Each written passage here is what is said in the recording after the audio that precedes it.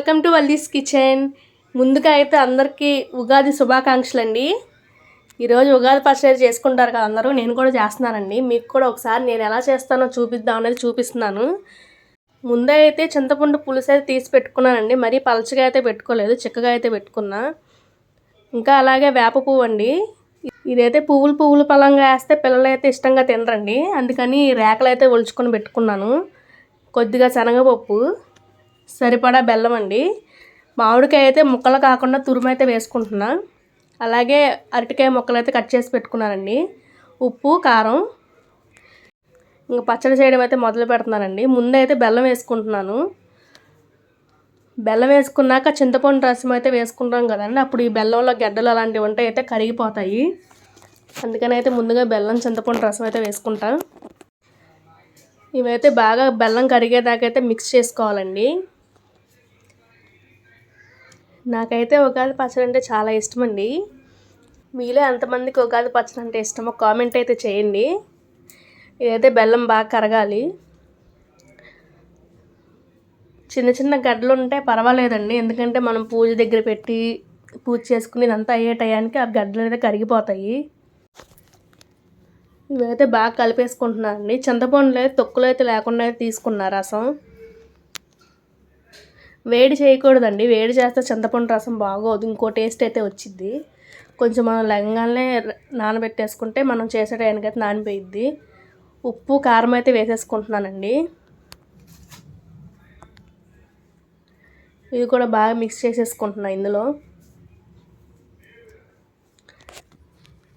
ప్రతి సంవత్సరం నేనైతే కొంచెమే చేస్తానండి, ఈసారి అయితే కొంచెం ఎక్కువ చేస్తున్నాను.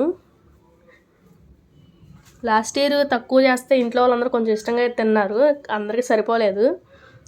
అందుకని కొంచెం ఎక్కువైతే చేస్తున్నా ఈసారి.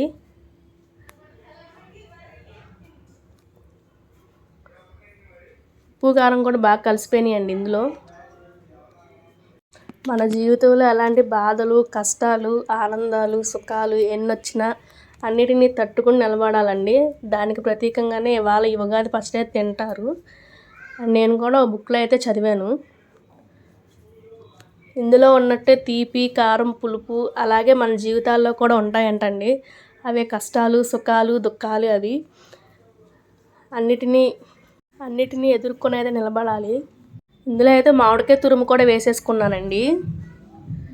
ఒకసారి అయితే కలిపేసుకుంటున్నా మామిడికాయ తురుము వేసుకొని. ముక్కలు కూడా వేసుకుంటారండి, నేనైతే తురుమే వేస్తాను ఎప్పుడు.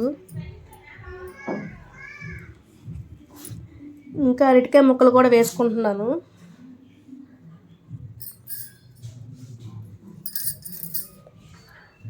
ఇవి కూడా ఒకసారి అయితే కలిపేసుకుంటున్నా. చాలామంది ఉగాది పచ్చడి నీళ్ళులాగా అయితే చేస్తారండి, నాకెందుకు అలా ఇష్టం ఉండదు. ఇలాగ చిక్కగా అయితే చేస్తాను నేను.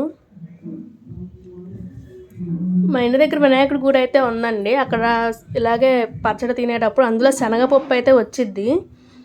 అందుకని శనగపప్పు కూడా వేస్తున్నాను. అది ఎందుకు వేస్తారో నాకే తెలీదు, శనగపప్పు కూడా వేస్తాను కొంచెం. అలాగే ఇందులో మెయిన్ది వేప పువ్వు.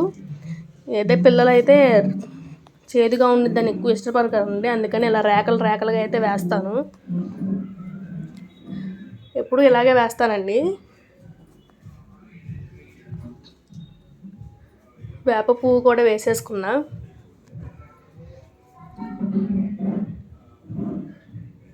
ఇంతేనండి, ఉగాది పచ్చడి అయితే రెడీ అయిపోయింది.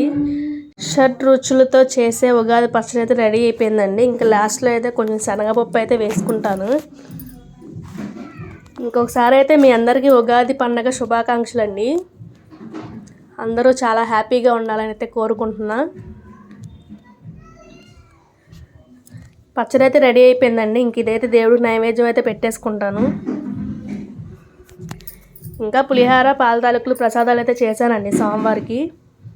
అవి కూడా ప్రసాదాలు పెట్టి పూజ అయితే చేసేసుకుంటా. ఇంతేనండి, మీరు కూడా ఉగాది పచ్చడి చేశారో లేదో కామెంట్ అయితే చేయండి. ఈ వీడియో కనుక నచ్చితే లైక్ చేయండి, షేర్ చేయండి. అలాగే మరిన్ని కొత్త వీడియోస్ కోసం అయితే వల్లీస్ కిచెన్ తప్పకుండా సబ్స్క్రైబ్ అయితే చేసుకోండి. ఇంతేనండి ఈ పండగ స్పెషల్. మీరు కూడా ఏమేమి స్పెషల్స్ అయితే చేశారో కామెంట్ అయితే చేయండి. ఓకే అండి, ఇంకో వీడియోలో కలుద్దాం. బాయ్.